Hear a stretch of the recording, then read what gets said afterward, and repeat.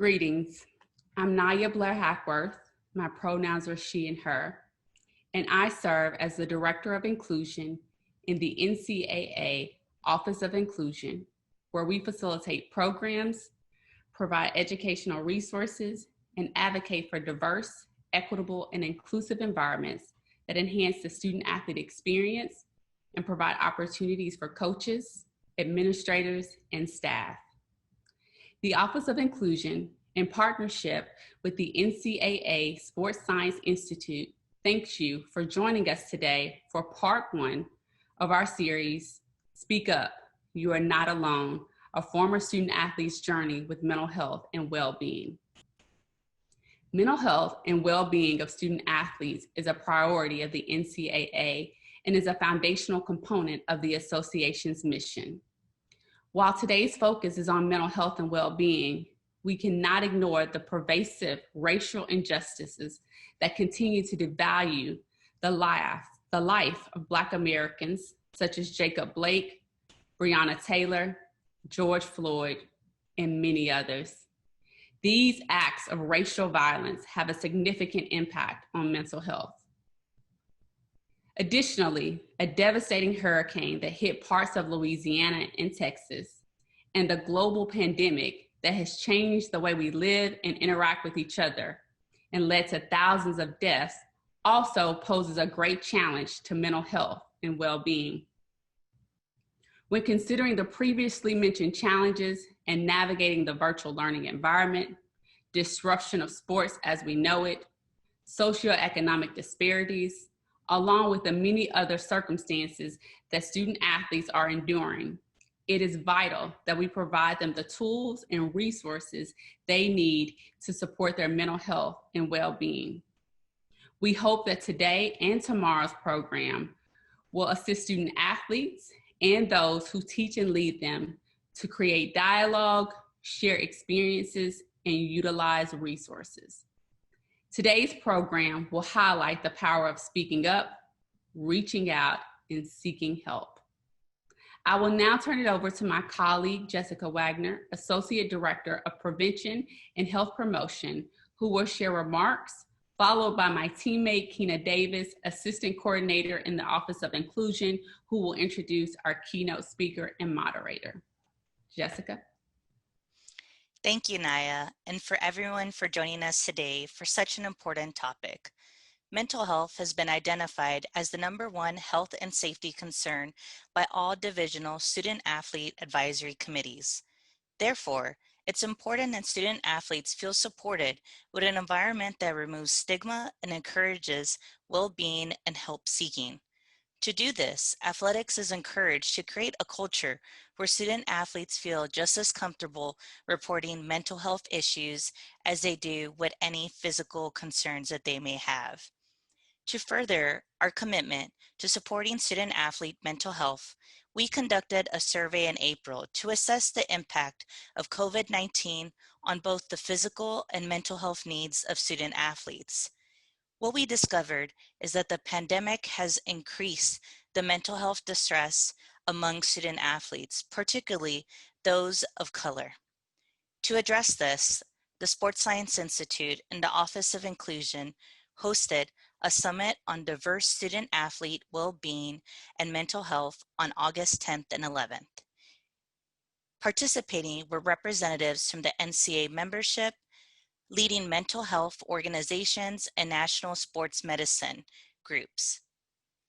We hope to be able to share the outcomes from this summit with the membership and look forward to working together to support the needs of student athletes and help their mental health feel supported. Thank you so much for being here, and I'll turn it over to Keena. Thank you, Jess. It is my honor to introduce our special guest, Ivy Watts, and my colleague, Abigail Edwards, who will serve as our Q&A moderator. Ivy Watts, a former Division II All-American track athlete who appeared to have it all together, struggled daily with her mental health in silence. After finally seeking help, Ivy is now dedicated to promoting mental wellness and reducing stigma around mental illness by sharing her story through public speaking and her blog, Beautifully Simply You. Ivy, who is certified in mental health first aid and has her master's in public health, empowers others to speak their truths.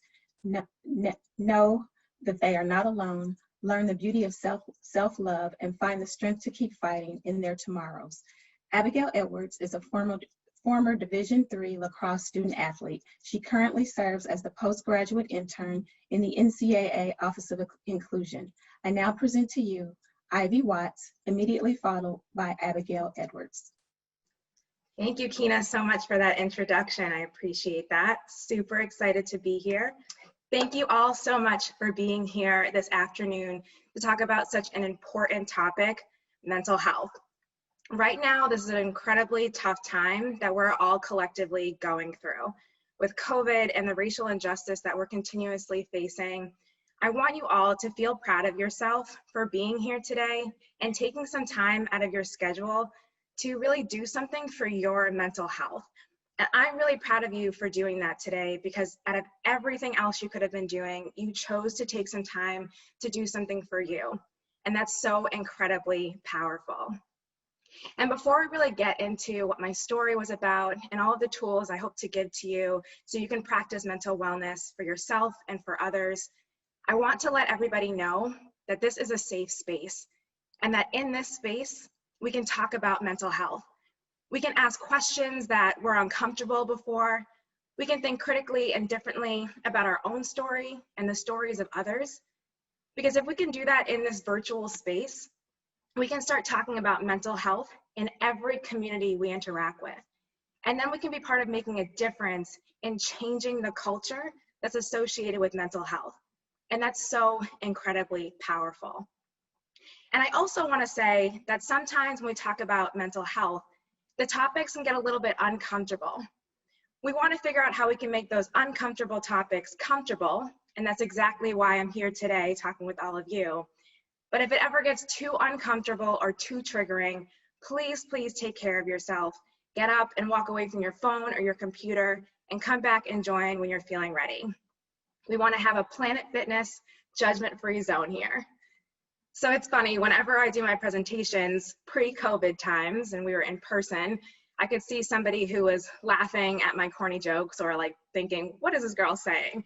But in this space, I unfortunately cannot see you. So I'm just going to trust that all of you are laughing right along with me.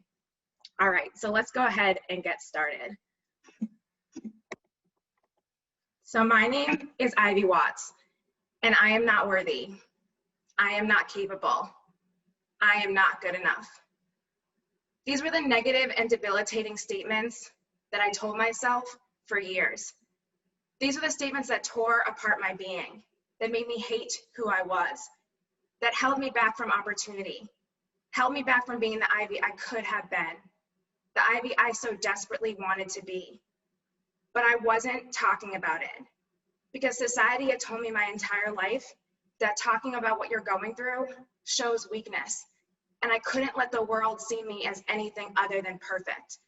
So I struggled in silence.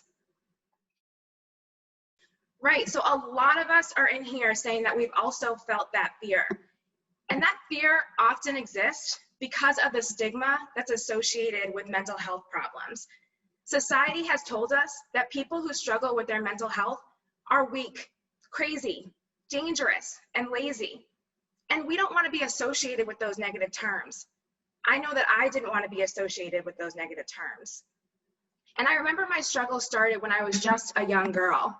I remember growing up, I was the only person aside from my family on my street who looked like me. And I remember my parents used to tell me that I should be happy that I was able to play with kids who didn't look like me, because when they grew up, they never had that opportunity. When I got to middle school, the bullying and taunting began, and I was told that who I wasn't Black enough. And so I tried to change the way that I walked, talked, dressed, and ate so that I could fit into what society wanted me to be. And I think this was a direct correlation of me beginning to feel not good enough for the rest of my young adult life. I remember my parents used to always say that I was always so stressed and emotional that I would have ulcers before I was 30 years old. And although I'm not 30, I have not gotten an ulcer yet, so I think I've won there. But I was always just so stressed and emotional that it debilitated me, that I couldn't function. I always had these headaches and stomach aches and trembling.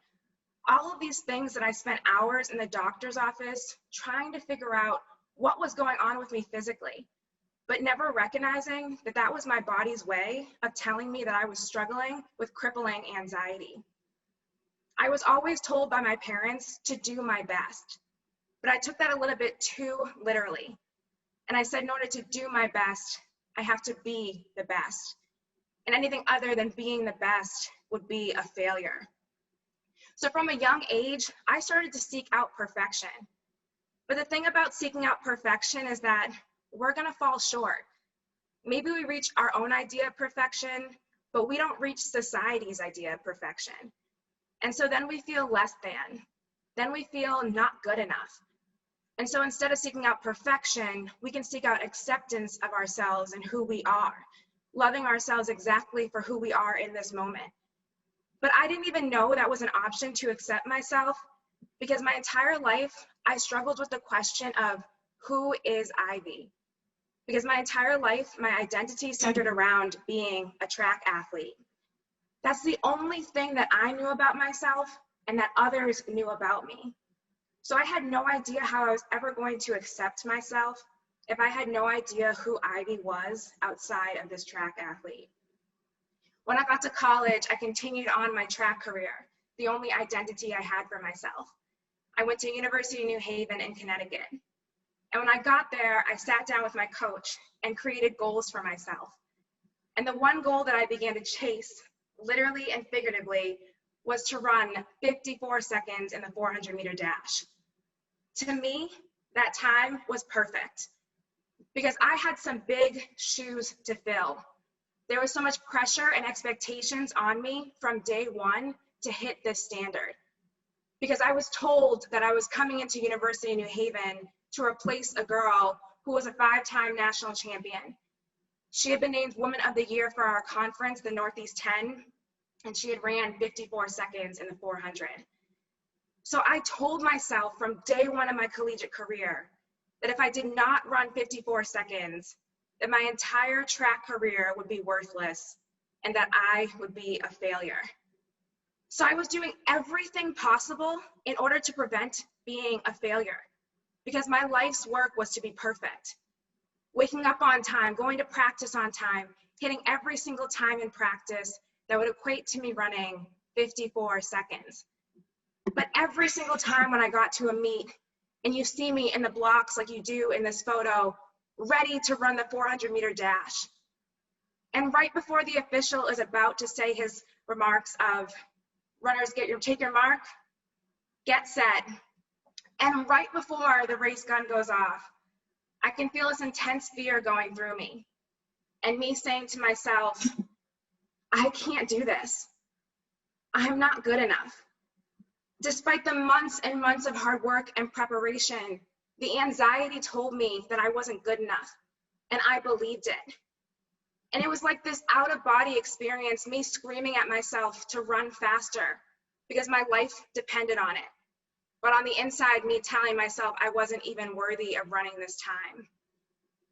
And all of this anxiety continued to keep me from reaching that goal.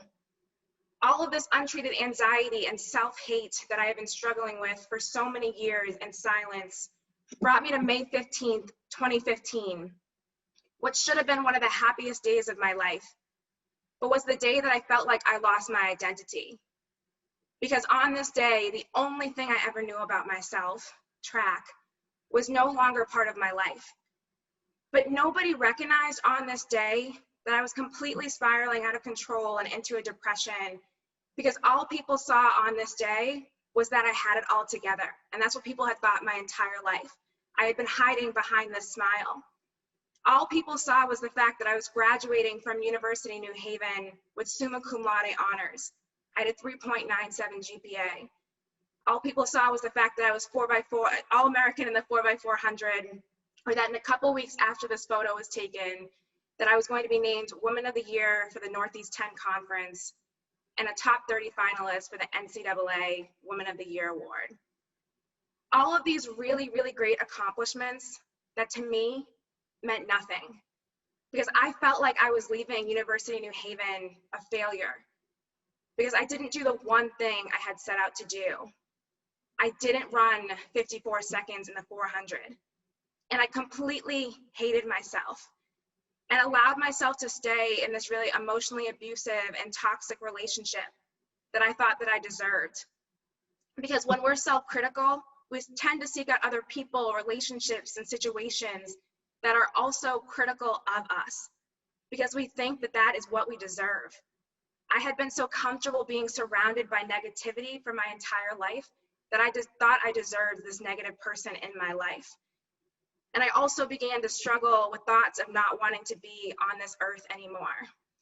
And I recognized that all of those years of untreated self-hate and anxiety and depression had led me to hit rock bottom.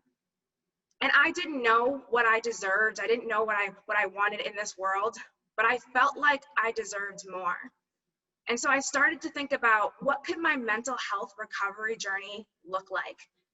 And I remember the first thing I had to do for myself in order to begin that recovery journey was to walk away from 2 toxic relationships in the same day. I had to walk away from a toxic relationship with somebody else, and I had to walk away from a toxic relationship with myself. Even though this was one of the most difficult things I had ever done, because again, I was so comfortable surrounded by that negativity, it was one of the most beautiful things I ever did for myself, and finally allowed me to begin my healing journey. And after having just a casual conversation with a friend who also looked like she had it all together, and I would have never thought that she was struggling either, and she opened up to me and she told me that she was having a tough time and that she was getting help through therapy. That was the push I needed to break down the walls of stigma that I had grown up believing about mental health and to push me into the doors of therapy. Therapy truly saved my life because therapy allowed me to see for the first time that society had it all wrong, that talking about your struggles doesn't show weakness at all, but that it shows so much strength. But a lot of times we think about therapy as this big, scary, crazy thing for crazy people, because that's often what society wants us to think. But I want to figure out how we can change that dynamic right here in this virtual space. And so again, I can't see you, I can't hear you, but I'm going to trust that you're going to do this activity with me. So on the count of 3, I want you to say, woohoo, out loud. You might think that it sounds a little weird to do so. You might live with people who might look at you weird, or maybe you're outside and people are gonna be like, what is this person doing? If you can't say it out loud for whatever reason, say it in your mind or go ahead and put it in that chat box, all caps, all excitement. But on the count of 3, we're all gonna say that out loud together, or I'll say it and I'm going to know that you're gonna say it as well. Okay, 1, 2, 3, woo! Awesome, awesome, awesome. So we all have a voice inside of us. We have this beautiful tool within us that we can use to begin our healing journey. And our voice, and by telling our story, allows us to unpack the pain and the stress and the pressure that has been weighing us down for however long. And that is self-care. That is healing. And we are all worthy and deserving of using our voice and knowing that no matter how big or how small our struggle might seem, that we are worthy of talking about that struggle that we are going through. And after finding my voice through therapy and finally being able to get the help that I always deserved, I still wanted to think about how I could work through this self-hate that I had for myself. So I remember one morning I woke up and I looked in the mirror and I said to myself, Ivy, I love you and you're beautiful. But when I said that to myself, I got a little nauseous because I absolutely did not believe it. I hated myself for feeling like a failure, and I absolutely did not feel beautiful. But I knew that I needed to be intentional about saying these things to myself if I was ever going to change my mindset about myself. And so I would wake up every morning and say these positive affirmations and write down in my journal what other people had said about me, that they loved about me, that I hadn't even ever been able to see for myself before. And even though it didn't happen overnight, after doing this work through positive affirmations, finding my support system, going to therapy, After doing this work, for the first time in my life, I felt beautiful. For the first time in my life, I was able to nurture my mental health, something I hadn't been able to do or even thought that I could do for my entire life. For the first time in my life, I was able to learn to accept myself and love myself exactly as I am. And I finally got to this space where I learned to love myself. But I won't lie and say that recovery isn't a process, because it is. Recovery isn't linear. It goes up and down and around and around. I still struggle. I still have those days when I tell myself that I'm not good enough or that I'm not worthy. And I still struggle even in times like this with COVID and the racial injustice continuously in my face. And I think about my mom's cancer and all of these things that have happened in the last year or so that I struggle a lot. And that's okay. It's not about being perfect. It's about remembering to continue to try every single day. And a lot of times when we're in these dark spaces or these tough times like we're in right now, it can feel like recovery and healing isn't possible. It can feel like we're always going to be in this dark space. But there is light, and recovery is possible, even if it takes a lot of work. And we are all worthy of that recovery. We are all worthy of this fight for ourselves and this fight for our lives. And I truly believe, just like the rain outside that we need for the flowers to grow, we need the rain and storms within us as well, for us to turn into the most beautiful versions of ourselves, remembering that it's okay to not be okay. But right now, even though it's a really tough time, we can develop the foundation of strength and resiliency to help us in future tough times that will inevitably come. And when I share my story, that's my story. But I want all of you to know, again, that no matter how big or how small your story might be, that your story is important and that your story matters. And I want to think about that in the context of anxiety, stress, and fear that might be happening right now, or things that might have happened to you in the past. So when I think about that, I think about the stigma that's associated with mental health and athletics. So when I think about the mental health and athletics and the stigma around that, I think about the terms of being called weak or lazy, or being afraid if you'll keep your spot on the team if you open up about what you're going through, being judged by your teammates or by your coaches. And then there's pressure to perform athletically, academically, and to have a social life. All of these things as student athletes, or even as coaches, having the pressure to make sure that your student athletes are performing can be really, really exhausting and cause a lot of anxiety and stress in our lives. And then there's a stigma around mental health in communities of color. So in communities of color, you don't talk about what you're going through. That has always been the stigma. And especially here in communities of color, people who struggle are considered to be crazy and weak. Those are the names that are often associated with those who struggle. And so if this wasn't enough, all of this anxiety and stress and fear that we were feeling before everything that's going on, then we introduced COVID. That's been happening for the last couple of months and has caused loss on various different levels. So not only did we lose spring sports, now fall sports are being postponed. And that's causing a lot of stress and anxiety, thinking about the loss that comes along with that. Maybe you've lost connection with your friends and your teammates. That was maybe a safety net for you that you were used to being around all the time. Or maybe you've lost your sense of belonging or your identity. Maybe your identity centered around being an athlete. And now without your sport that was taken away from you, you're not sure who you are or what you bring to this world. The uncertainty. When am I going to be able to play my sport again? When will I be able to be in a classroom without wearing a mask or being 6 feet apart? Maybe fear for the safety of yourself or for your family, and fearful of what your school structure might look like moving forward. And then on top of that, we are struggling with racial injustice, with the killings and shootings that are happening and in our face because of COVID, because we're home now more often and we can see these things more often. They were happening all along, but now just being home more and seeing them constantly, and the toll that that has on our mental health, the feelings that are associated with that, anger, frustration, fear of what's going to happen to you and your family, fear of your safety. fear of being discriminated against or wrongfully judged or accused just because of the color of your skin. And I don't tell you all of these things to make you more anxious in this moment. I say all of these things because I want you to know that if you're struggling right now, it is okay. Because we are going through an incredibly tough time right now. I think about when I first found out my mom had cancer, my therapist was telling me over the course of a couple of months that I was struggling with extended trauma. And I think that's a lot of what we're going through right now. So it's okay if you're not feeling motivated to log into your Zoom class or to work out today to stay in shape for your sport.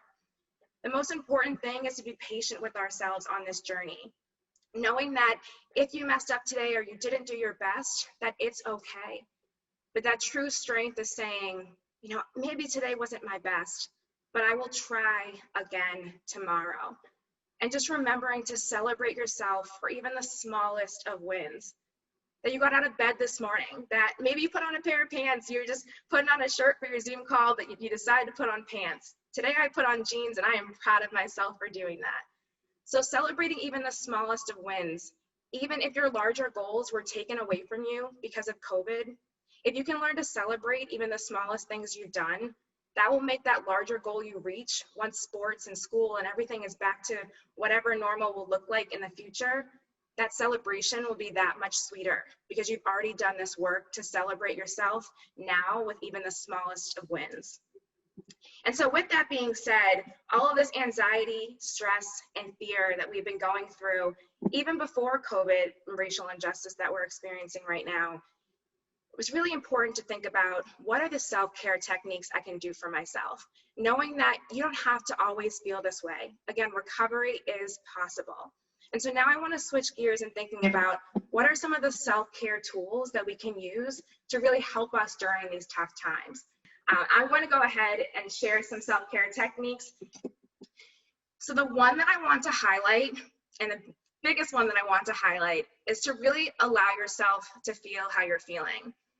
There's been so many times over these last couple of months where a student or a friend has reached out to me and said, you know, I feel selfish that I'm sad that I missed out on my championship game or my sport or graduation because people are dying. COVID is happening. And I really want us to acknowledge that we can feel sad about what's happening in our world and also still feel sad about the things that we've lost out on. Again, like I said, we're going through an extended period of trauma right now. Things that we're collectively going through more than most people have ever really gone through in their lives, right? Thinking about all of these things we're going through all in the same moment. So really, when you don't allow yourself to feel how you're feeling, that's when a lot of the mental health problems begin to build and build, like they did for me. When you allow yourself to feel that sadness, anger, frustration, confusion, uncertainty that you're feeling right now, that allows you to begin that healing journey. So really just allow yourself to take that moment, 10, 15 minutes, a whole day, and just sit in those feelings. And then say to yourself, what can I do right now that's going to help me feel even just a little bit better? But I really, really want you all to know that how you're feeling is valid, no matter if someone else's struggle looks different or feels bigger. It's okay to feel how you feel. Journaling is a really great tool that I encourage you all to use. We talked about finding your voice, and maybe you don't yet feel ready to talk to a therapist or to talk to a friend about what you're going through, and that's okay. You can start by journaling, and you can also journal if you are already talking to a therapist or a friend. Journaling is a really great tool to let out a lot of things that often just feel really heavy, and it allows you to make a lot of connections that you might not make if you just leave it all up here. So it's a really great outlet that I encourage you to do, journaling what's on your mind, what you're feeling, some positive affirmations in there, just another great way to just feel how you're feeling and be okay with that. A couple of you mentioned meditation, which I love. Meditation is really, really great to deal with uncertainty. It's a great way to bring calm and peace into your world, especially in chaotic times like we're going through right now. Again, I mentioned my mom's cancer, and I remember when I was in therapy talking about that with my therapist, she mentioned to me to just live where my feet were. because when I found out about her diagnosis, my mind went into the worst places possible, thinking of all of the terrible things that were going to happen. And so I was reminded to stay in this present moment, to think about the fact that right now, in this moment, my feet are planted on the ground. It's 12:30 p.m. I can feel the fan blowing on me. I can feel my hands touching each other. I'm living in this present moment. I can't change the fact that she was diagnosed with cancer, and I can't change what's going to happen in the future. Or I can't predict what's going to happen in the future. But what I can control is exactly how I feel in this moment, and I can control my response to it. And when I allow myself to be more present, that's when the beauty happens. That's when I become more grateful. So really just trying to remind yourself, especially in times like this when there's so much uncertainty of what's going to happen, just try to live right here in this moment and think about what you have right now at 12:33 p.m. and not thinking about what's going to happen at 12:34 or what happened at 12:32. A lot of you mentioned taking a walk and exercising, being outside in nature, right? Just getting some fresh air, even if it's just for a couple of moments, can do a lot to calm you down in a really stressful moment. And taking a walk and exercising, you have that mind-body connection, right? So our mental health and our physical health are so interrelated.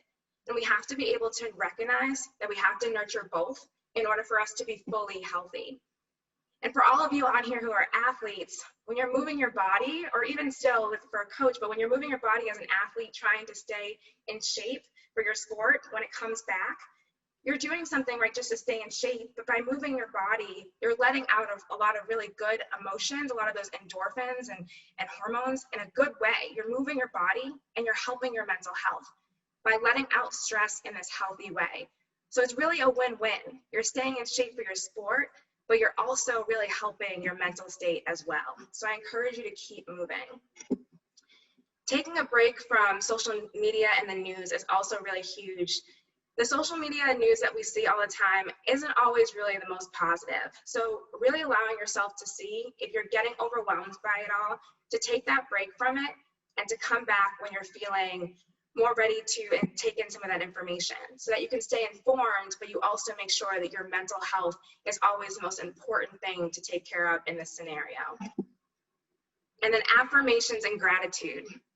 Affirmations, as I mentioned, were huge in my recovery journey and really allowed me to see that I was beautiful and I am beautiful exactly as I am. And you might not have ever thought before about what makes you beautiful, and that's okay, because I hadn't ever thought about that before as well. But start thinking about what other people say about you, that they love about you, and start writing those things down, even if you don't believe it, and start seeing why those people are saying those things about you, and to begin to have that positivity into your world. And then gratitude. I remember when I first read an article about that, or somebody posted something about that, I was like, oh my gosh, I hadn't ever really stopped and thought about this simplicity of being able to do that.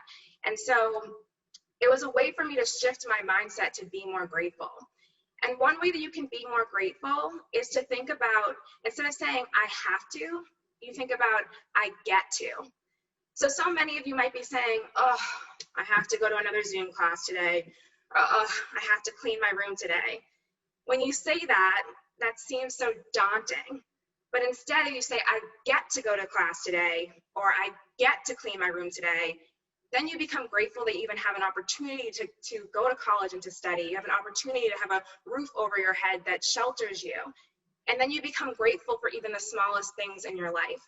So it's a small mindset change of I have to I get to, but it makes such a difference in putting positivity into your world. And then finally, really just using this time to develop your self-care routine to build strength and resiliency. So instead of asking, why is this happening to me? Say, why is this happening for me? Is this scenario happening for me to slow down, to focus on the things that I can develop outside of my sport, outside of all that I've ever known? Is it happening for me to grow, to develop into the person that I've always wanted to be? Is it happening for me to develop, right? It's being able to change your mindset around these concepts and really recognizing that these tough times allow us to build in our strength and resiliency.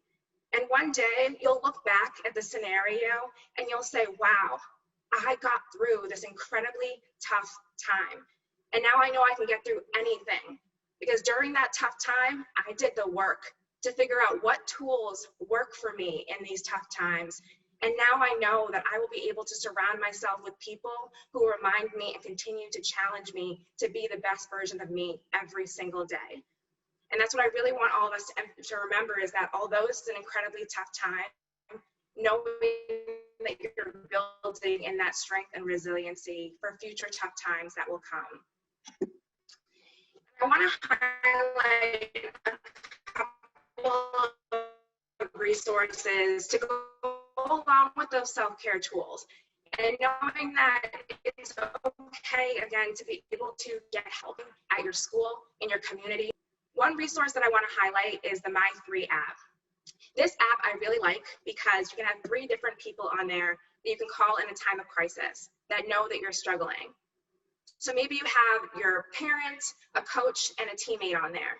And so if it's 2 a.m., your coach doesn't answer, maybe your teammate or your parent will. And you'll be able to talk to them because they know the struggle that you're going through. There's also direct access to the National Suicide Prevention Lifeline I'll talk about, and 911, as well as a safety plan and your reasons to live that you can refer back to when you're having a tough time. The National Suicide Prevention Lifeline is a 24/7 hotline that you can call when you're having a tough time. You can call when you're having thoughts of suicide if you're ever struggling with that, but you can also call if you're struggling with a math class or with a breakup. You can call this line, and there's a trained and trusted individual on the other side to help walk you through that struggle that you're going through. Therapy for Black Men and Therapy for Black Girls are 2 resources that I really like because, as I mentioned, the stigma around mental health in communities of color is incredibly heightened. So these 2 resources have podcasts and forums, articles and blog posts that you can relate to other people who look like you and have similar experiences as you, who also are struggling with their mental health, for you to see that you are not alone in what you're going through. And there's also resources for you to find therapists of color in your area. So 2 really great apps that I recommend that you check out that have so much information. The Trevor Lifeline and the Trevor Project, they have a 24/7 lifeline that, again, you can call if you're having a tough time.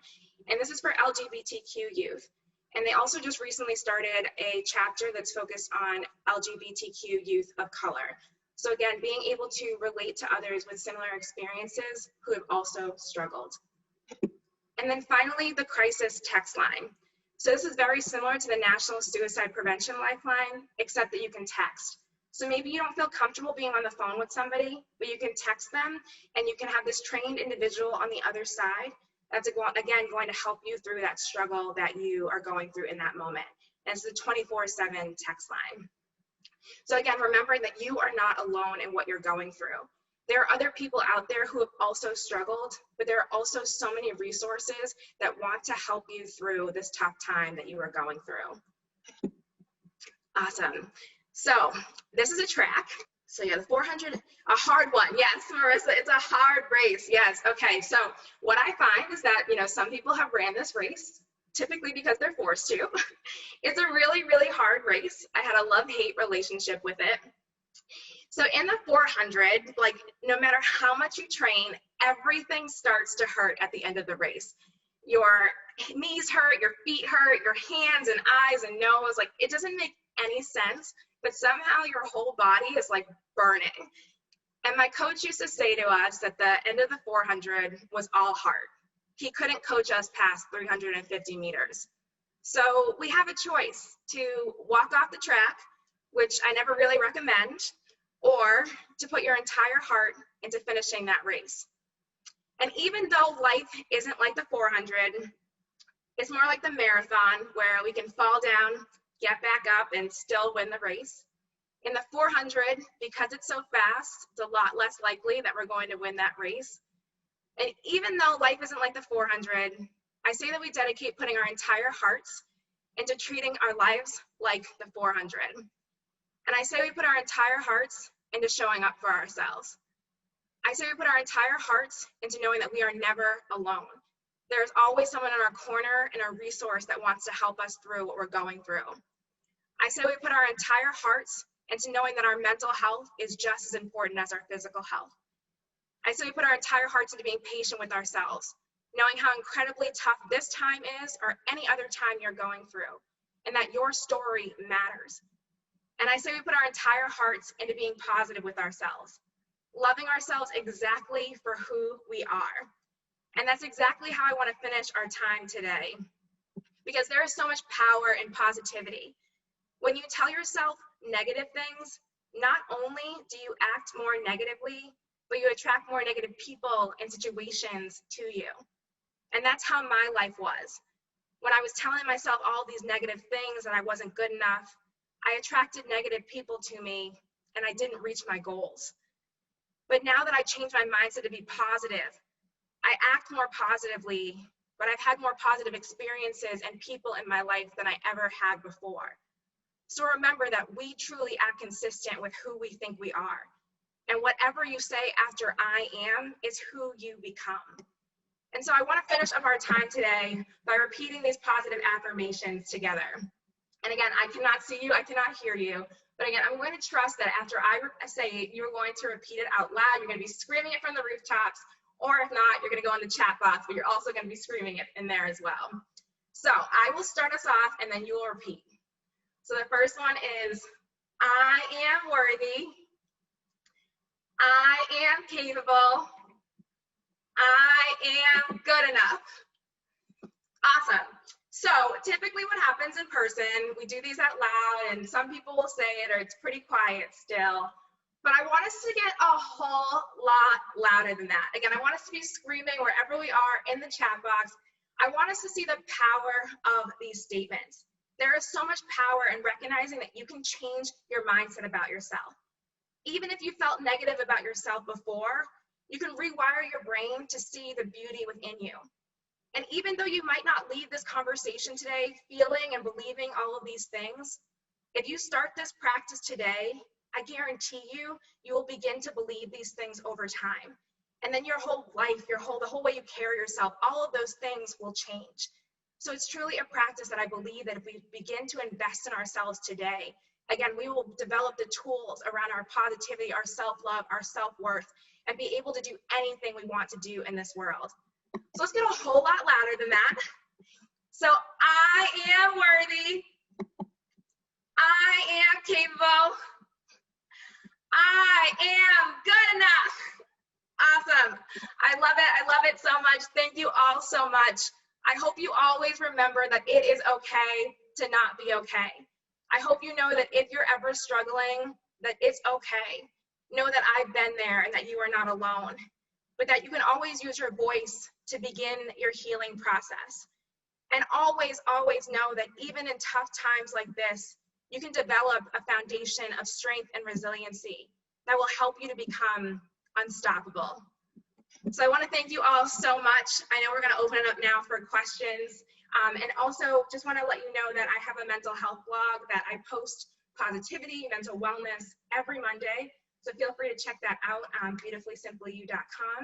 And then also, if you don't feel comfortable asking a question today in the chat box, please feel free to reach out to me via my social media or my email. I'm always happy to connect and answer any of your questions. Awesome. So, yay, my chat box is now just coming up. Yay, I'm loving seeing all these I am worthy, I am capable, I'm good enough. Yay. Awesome. Perfect. Thank you, Ivy, so much for sharing your story and your vulnerability, for sharing tips and resources and leaving us with such a powerful message about putting our hearts into our lives and letting us know that we're not alone. So we did have one question come in from the audience. You spoke a little bit about the stigma surrounding mental illness, particularly in communities of color. And so this participant asked about what that experience of stigma was like for you and how you managed to still get support despite the stigma. Yeah, definitely. That's a really good question. So I think about being a student athlete and already having that pressure on me. And then I think about being a Black female. And I think about specifically with my dad, he definitely grew up thinking, you know, that everything about mental health and communities of color, that you don't talk about it. Even when I was finally able to get help, I know there was still some shame around that.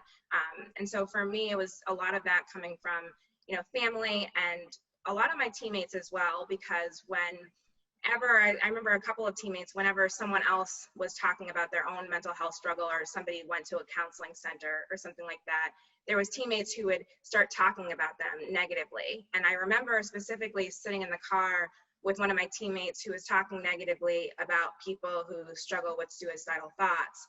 And I remember thinking, well, I'm struggling with, you know, depression and anxiety. And I didn't even realize that that was really what my struggle was.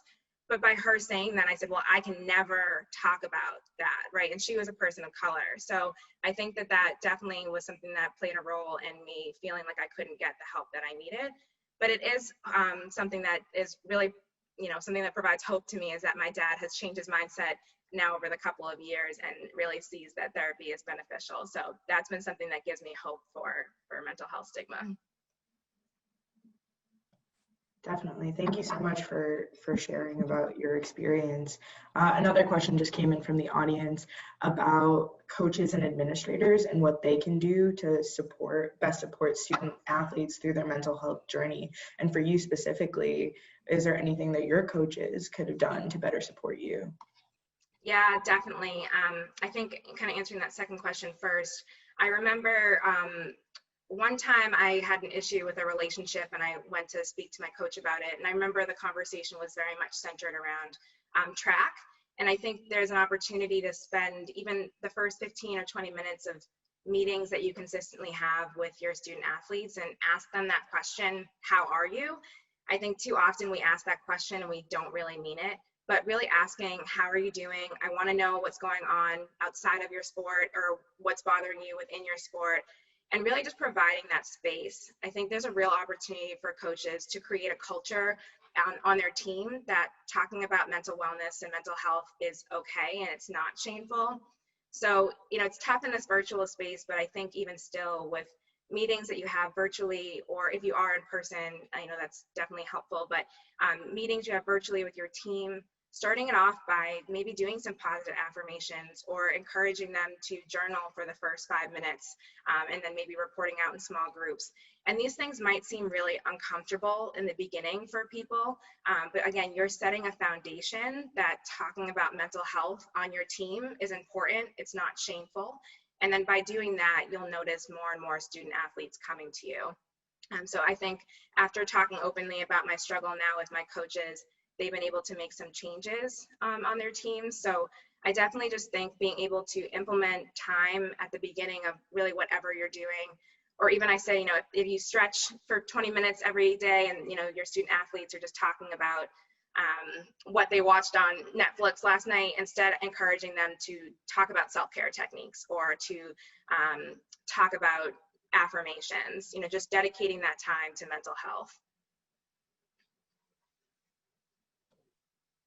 Definitely. And one of the follow-up questions we got to that was, what have coaches asked you about creating spaces for athletes to destigmatize mental health? And so you speak a little bit about creating that space, but what are the tangible action items behind that to make, to destigmatize mental health? So what are some of the actions that coaches can do, like tangible actions? Yeah, one thing that I really liked, that I'm stealing this from a coach in Conference Carolinas, but I was on a panel with him and he mentioned something that he has something called a Jersey Day. And I really liked that because, you know, it's hard with sports, individual sports like track or golf where you don't have numbers, but you could give everyone a number. And so, you know, let's say your jersey is 11. On the 11th day of every month, you know that you have 20 minutes with your coach to communicate with them. And that particular coach didn't want the student athlete to come in, he was a soccer coach. He didn't want them to come in and talk about soccer. He wanted them to come in and talk about anything else that was bothering them. And so again, I think it's just a way, like that's a tangible way to say, like, because your jersey is 11 and it's 11th day of the month, you know you have this time. If you don't use it, that's okay, but at least you know this time is allotted. So I think that's a creative way that you can really have those check-ins. In the virtual space, I also think even at the beginning of a meeting, if you're not yet comfortable doing affirmations or journaling, you could just do check-ins. So maybe have like a battery percentage and say, how are you doing on a scale of 0% battery level to 100%? And, maybe you just have a little bit of discussion about that, but again, you're just planting those seeds that mental wellness is important. Or maybe, one day instead of practicing or 15 minutes before practice or whatever it is, you're doing a self-care activity together. So you're meditating or you are taking a walk or whatever it is, again, just to set that foundation. So there's a lot of creative and actionable things you can do based off what you know about your team. I really appreciate you sharing those tangible tools, especially for the people tuning in today, to be able to translate them to their athletic communities. So another question that just came in was surrounding goal setting. And so that 54-second goal for you was obviously this additional trigger. And so is there something that coaches can do differently in terms of athletic performance and goal setting to support mental health? Yeah, definitely. So yeah, that goal, I think goals are so important to have. It allows you to continue to push yourself to do better. But I also think that there's a way to approach a goal and not have it be attached to your self-worth. So when I think back to my experiences, and I'll never introduce myself as, oh, hi, I'm Ivy Watts, like I ran 54, like I would never do that. And I wouldn't, so I just think looking back at my experiences, that 54 seconds didn't mean that much in the grand scheme of things. When I look back at my college experience, I think about the life lessons that I learned, the friendships that I'll have for the rest of my life, and all the accomplishments that I did have.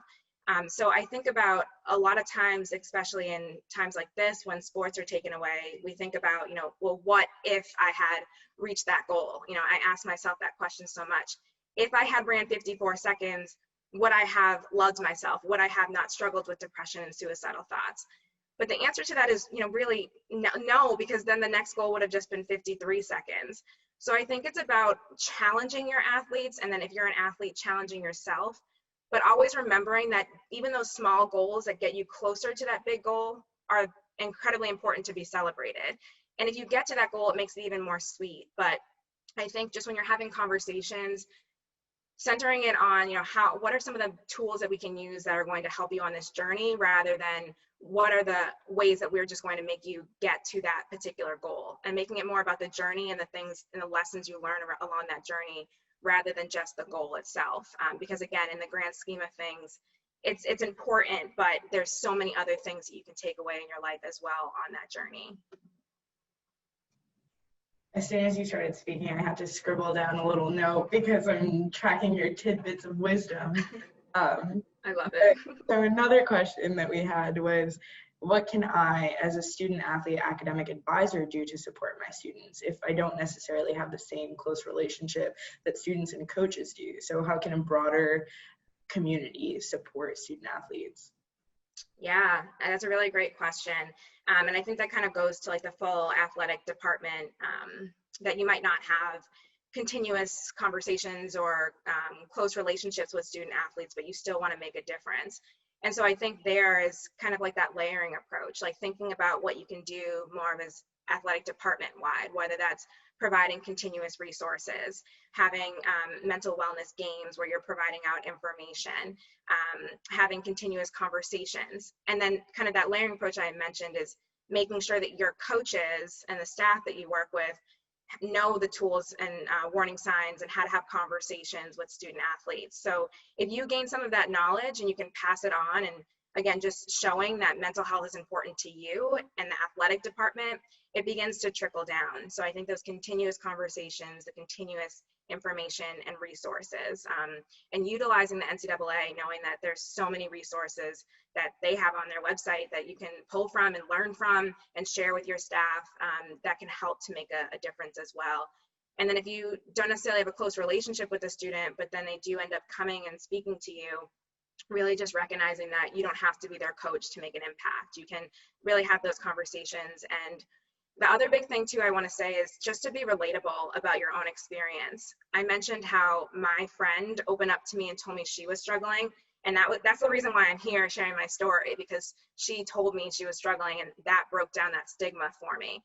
So being relatable about what you've gone through as well can really help student athletes, your friends, your family know that they're not alone and that it's okay to talk about mental health. So I'd encourage you to do that as well.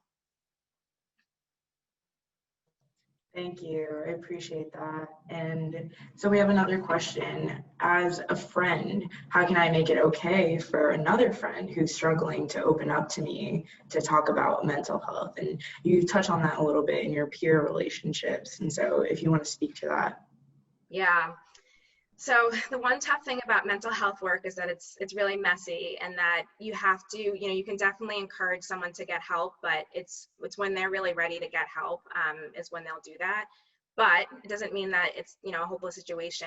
You can begin to plant those seeds for your friend. So if you have a self-care activity that you really like, encouraging that friend to come along and do it with you. Maybe that's, you like going to a spin class or something, and just encouraging that friend to come with you. Again, being relatable, opening up about what you're going through, and then just continuously letting that person know that you're always going to be there for them, no matter what they're going through. It's not going to push them away from you, that you're always going to provide that support.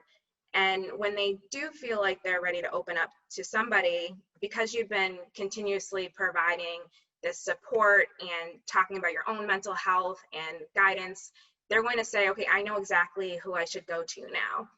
And when that does happen, just really making sure that you're listening and validating their experiences, even if you don't understand, and knowing that you don't have to be a mental health professional to really just listen and help someone in that moment. And then provide them with some resources like the ones we talked about today, or walk with them to the counseling center and say, I go here and it's okay, and I'll wait for you, call me when you're done and we'll walk back together. Again, just really reminding that person that it's not shameful and it's truly okay to not be okay. Thank you. And so we have another question about the recent racial unrest and how student athletes can use their voice to talk about what's going on and promote social justice on their campus and maybe in their communities, if you have any input on that. And if anyone has any additional questions, we'd really welcome that as we start to wrap up our Q&A time. Yeah, definitely. Very important question.